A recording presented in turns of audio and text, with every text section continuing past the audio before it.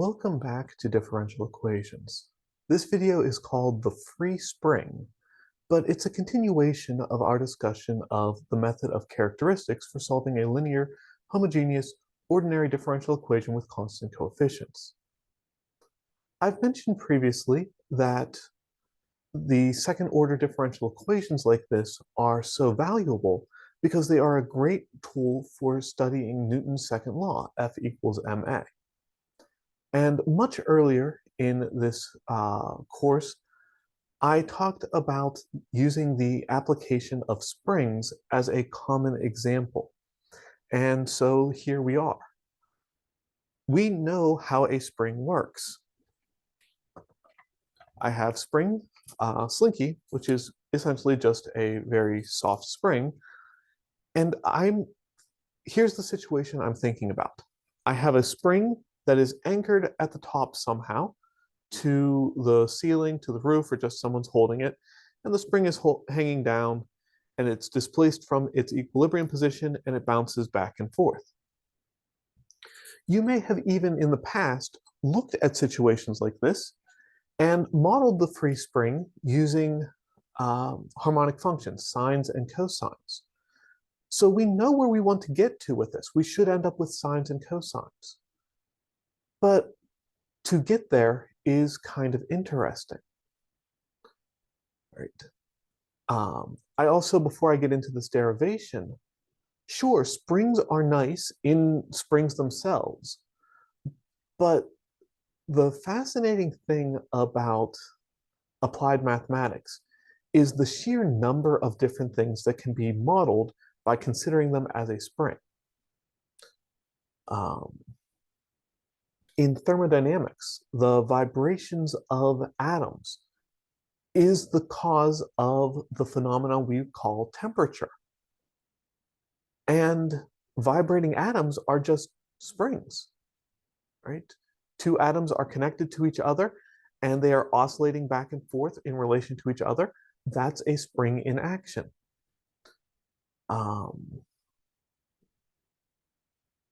In electronics, the interactions between an induction coil and a capacitor causes an oscillation in the circuit, which is essentially just a spring. In the world of finance, we have things that we know what the equilibrium position of the economy looks like. Something causes a displacement from the equilibrium position of the economy, and the economy tries to make its way back to where it was before. It's essentially just a spring.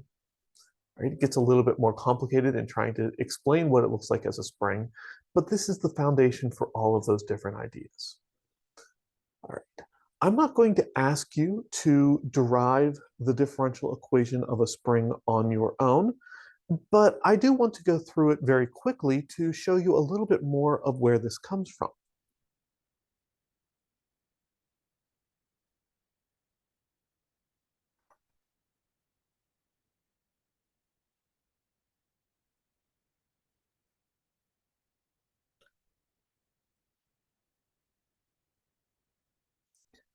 Hooke's law tells us that the force a spring imparts on an object is the negative of some spring constant, which we will call k, multiplied by the distance from the equilibrium position, which is generally we take as the origin.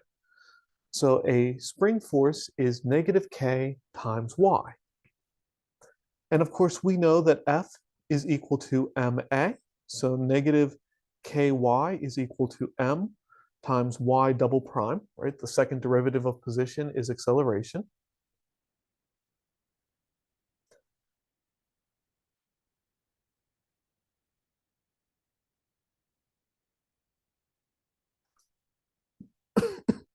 And look at that. All of a sudden, we have a second order linear homogeneous ordinary differential equation with constant coefficients. It's a relatively easy one because the middle term is missing. I'm going to go ahead and rearrange this a little bit for reasons that will become clear as we go through the process. It's generally considered to be a good idea to divide both sides of the equation by m and have a scaled spring constant k over m.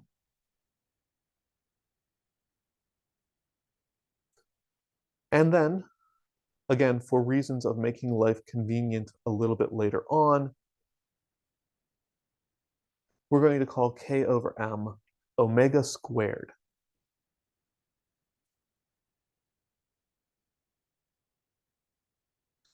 All right, so that's the Greek letter lowercase omega, which kind of looks like a W.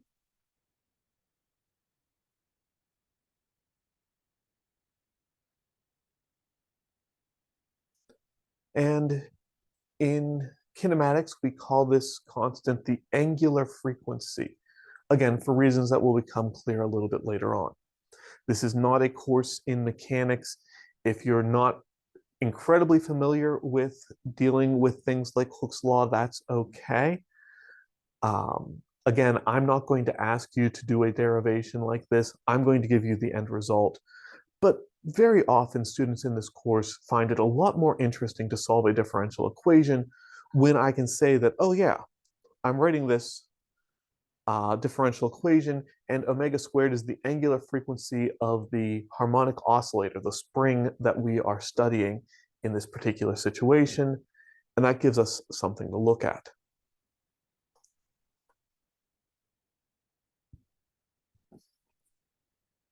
All right, I could solve this in general, but I'm going to jump right away to a particular solution because I think it'll be a little bit easier to follow. Let's pick omega equals 3. 3 is a nice number. And remember, it's omega squared in the equation, so that's actually going to be a 9. We have our differential equation, y double prime plus 9y equals 0. Right. This is a second order linear homogeneous ordinary differential equation with constant coefficients, so we can solve it using the method of characteristics. We get c squared plus 9 equals 0, which is a very straightforward equation to solve. That gives us that c equals negative 9, or I'm sorry, c squared equals negative 9, and then c itself is going to be plus or minus the square root of negative 9. All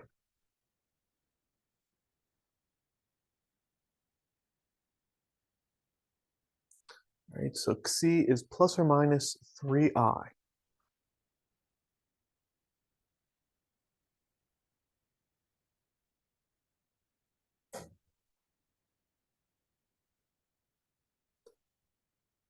And there's our solution. Y of t is c1 times e to the 3it plus c2 times e to the negative 3it. And that absolutely works. And there are certainly some applications, some places where writing out your solution like that is going to be the best way to go about things. But for a lot of people, it just feels a little bit wrong. It feels a little bit wrong to say that the position of a spring can be calculated with an expression that has imaginary numbers in it.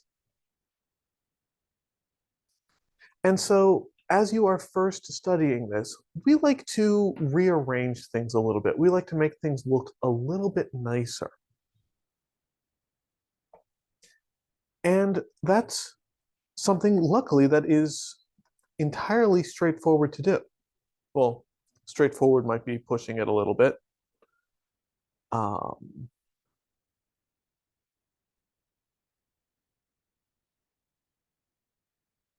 but in calculus, you learned about Euler's formula, which says that e to the I theta is equal to cosine theta plus I times sine theta.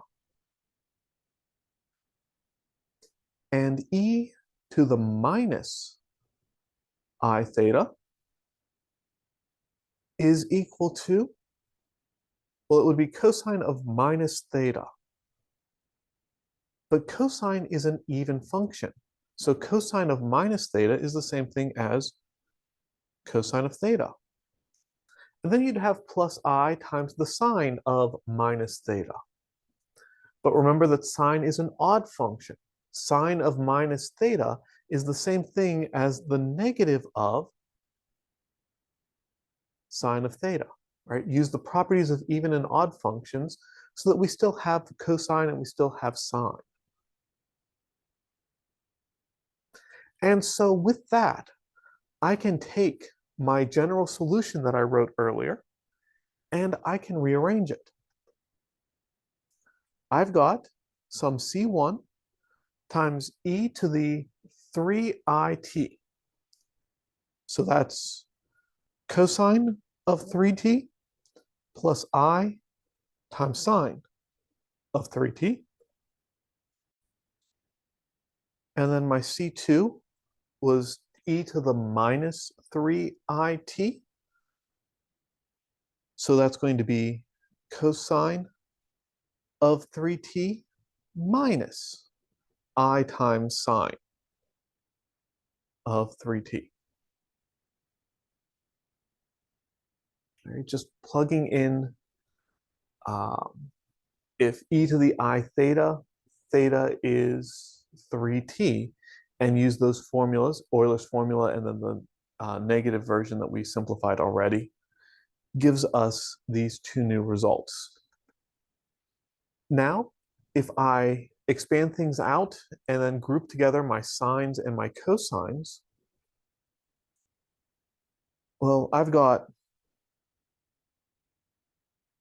C1 and C2 times cosine 3t.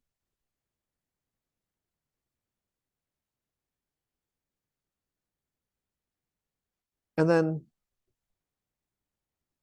I've got I times C1 and minus I times C2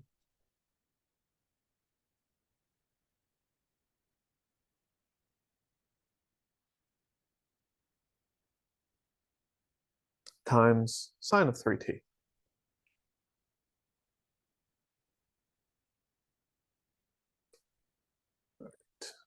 And for the next step, I freely admit that I'm cheating a little bit. Technically speaking, I should go through and do about half an hour of algebra in order to convince you that this is going to work. But I think that it makes enough sense right now and it saves us a half an hour of work. C1 plus C2 is very obviously a arbitrary constant, right? I can pick anything I want so that C1 plus C2 gives me that thing.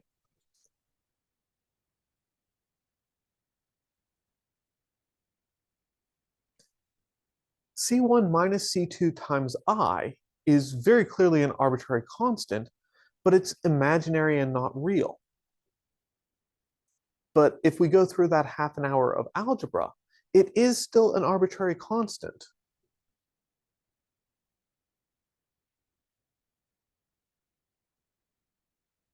And of course, we already know that cosine and sine are linearly independent. And so a linear combination of two linearly independent solutions to a differential equation is in fact a new solution to the differential equation. That half an hour of algebra essentially boils down to, I forgot to actually say y equals. That half an hour of algebra that I said I didn't want to do essentially boils down to going back and showing that cosine of 3t is a solution to this differential equation, and that sine of 3t is also a solution to this differential equation. Great. And again, depending on where you go continuing from here, there are a lot of places where performing this transformation is useful. I think it makes it make a lot more sense what's happening to the springs. But for convenience of doing more manipulations, it's not uncommon that we leave things in the complex exponential form. Just depends on the particular application, the particular course. Knowing that we can do this and understanding that Euler's identity, Euler's formula gives us oscillations is really the thing that matters. All right. Now let's look at one more example. I called this lesson the free spring, but I also want to look at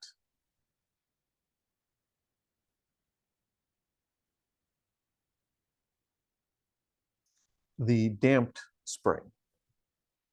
All right. I'm not going to try to use my slinky on this one because I don't have anything that makes this make sense.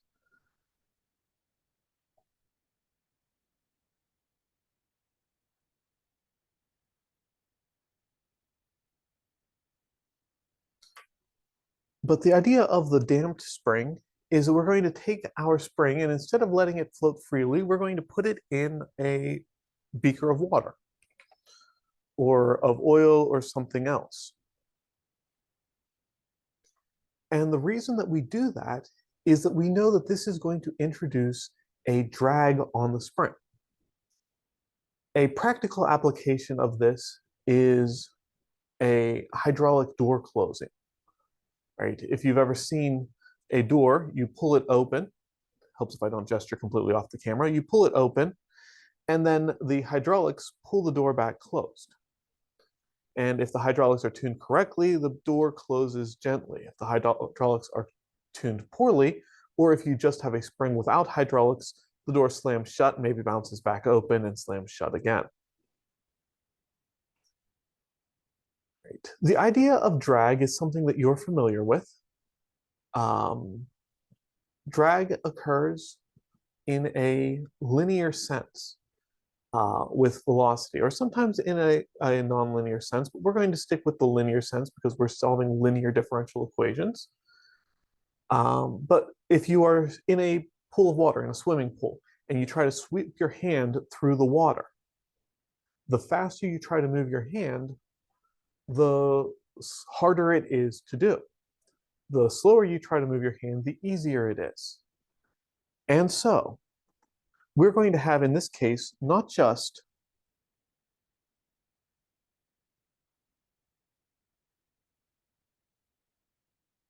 the spring force, F spring equals negative ky, but also a drag force.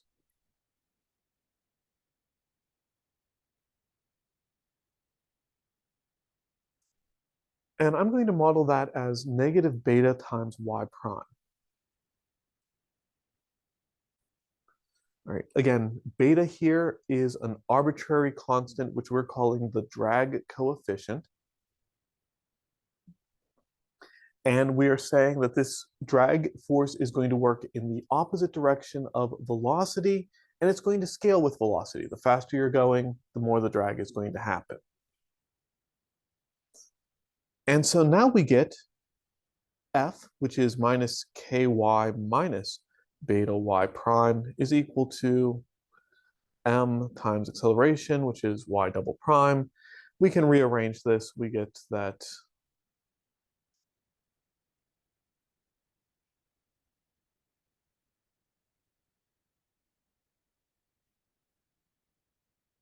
zero equals m y double prime plus beta times y prime plus k times y. And we divide both sides of the equation by m.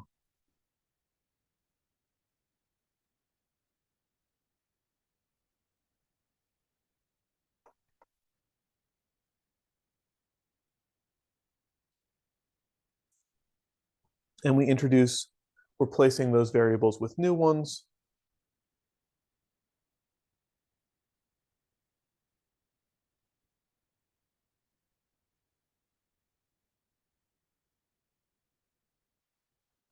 K over m is still omega squared.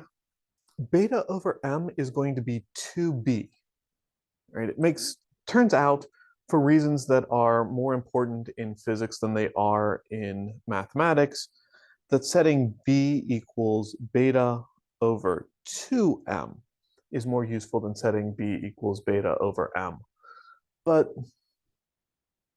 it's just changing and making our constant here not look like it has a fraction in it. That's all we're really doing. That's all that really matters.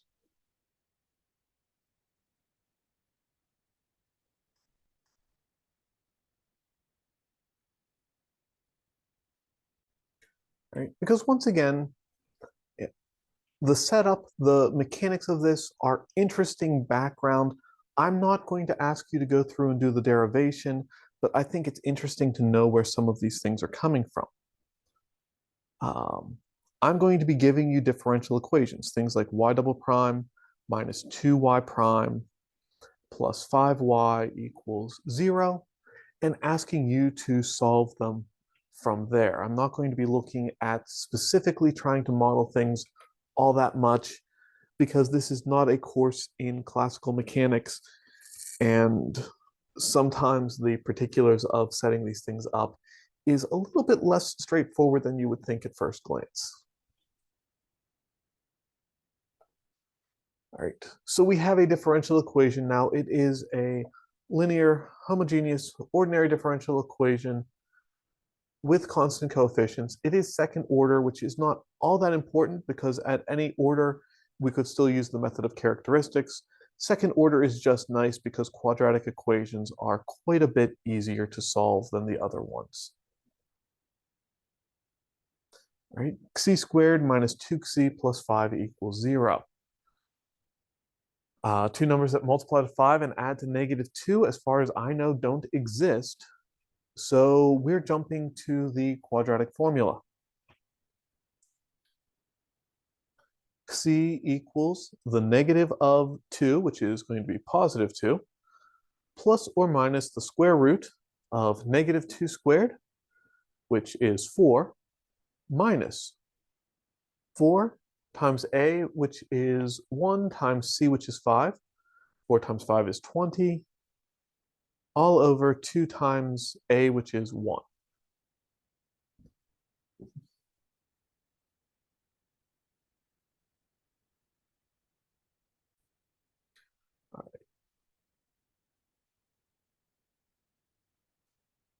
You could use a calculator to help you out in working through this, but I don't have my calculator on hand, so I'm working through it by hand. The numbers are fairly straightforward. It's not that bad. Square root of negative 16 is 4i. That actually divides nicely, and we end up with 1 plus or minus 2i as the solution here.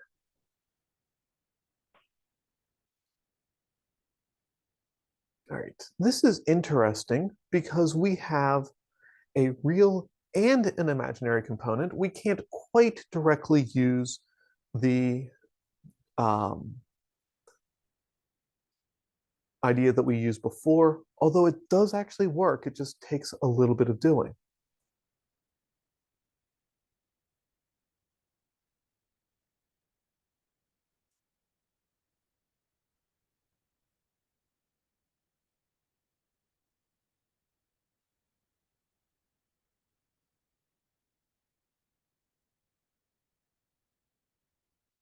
Because we can use properties of exponents to rewrite this expression.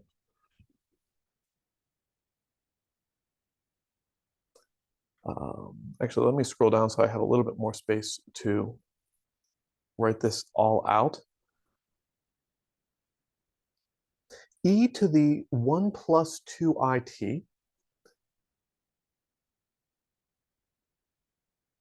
adding in the exponent comes from multiplying like bases. So I could split that up and call it e to the t times e to the 2it. And likewise, I have e to the t, e to the minus 2it in the second one. And I've got a common factor of e to the t now.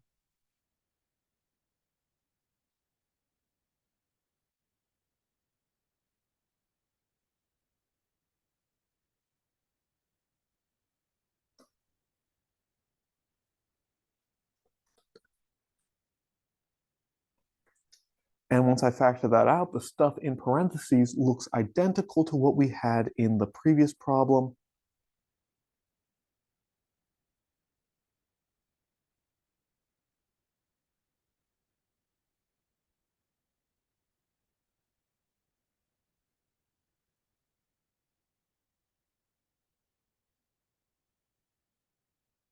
So I'm not going to take the time to go through and perform the derivation, I'm just going to jump right to the solution.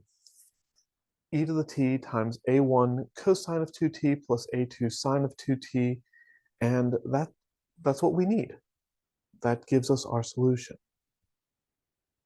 Right? And once you learn how this works, this actually does work in general.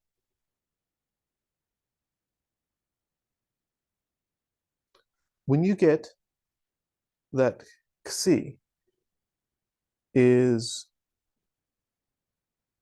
A plus or minus B times I, you can always get a solution that looks like this, right? In the particular case we solved here, A was 1, B was 2. Well, the 1 kind of disappeared because 1 times t is just t, and then the 2 is right here, and it will always work. Y of t is going to be e to the at times the quantity, some constant. I've switched to a1s because I already used c, but let's go back to c1 times cosine of bt plus c2 times sine of bt. Right? You can always use that. You don't have to go back and go through the derivation every time, although there's nothing wrong with it if that helps you understand what's happening.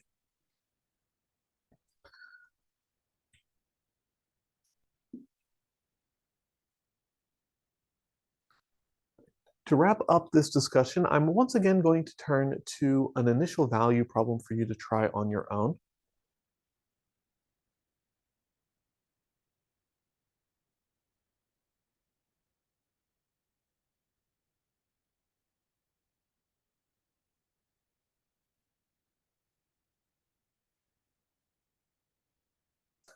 I wrote 1. Let's actually change that. Let's make that 2. Gives us something a little more interesting to look at. All right. So I've got the differential equation y prime plus 16y equals 0. Right? Y double prime plus 16y equals 0. I've got two initial conditions. Y of 0 equals 2. Y prime of 0 equals 0.